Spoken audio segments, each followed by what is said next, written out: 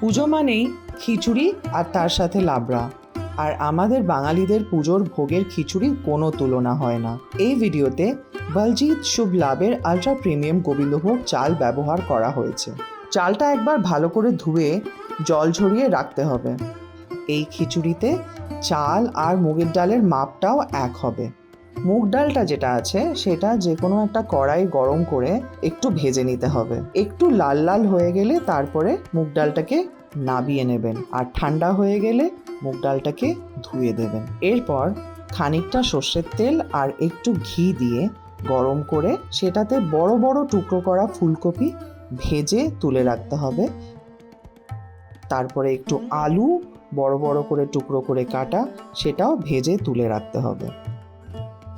সেই ঘি আর তেল যেটা আছে সেইটার মধ্যে একটু নারকেল কুচিও ভালো করে ভেজে নিয়ে তুলে রাখতে হবে।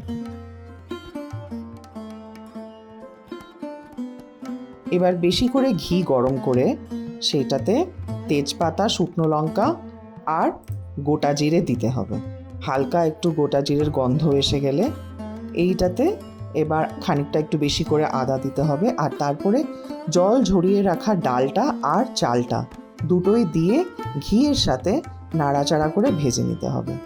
এর মধ্যে এবার হলুদ, নুন আর একটু লঙ্কার গুঁড়ো দিয়ে ভালো করে মশলা শুদ্ধ ভেজে নিয়ে আলু যেগুলো ভেজে রাখা আছে সেইগুলোকে চাল আর ডালের মধ্যে দিয়ে এবার গরম জল, বেশ ভালো করে গরম জল দিয়ে দেবেন যাতে চাল আর ডালের থেকে অনেকটা উঠে থাকে।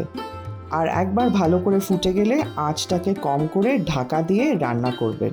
মাঝে মাঝে একটু করে জল ঢেলে একটু হাতা নাড়িয়ে আবার ঢাকা দিয়ে চাল আর ডালটাকে রান্না হতে দেবেন। যখন জলটা প্রায় শুকিয়ে আসবে আর যখন দেখবেন যে চাল আর ডালটা অলমোস্ট হয়ে গেছে, তখন ফুলকপিগুলো দিয়ে দেবেন আর তারপরে কড়াইশুঁটি দিয়ে দেবেন।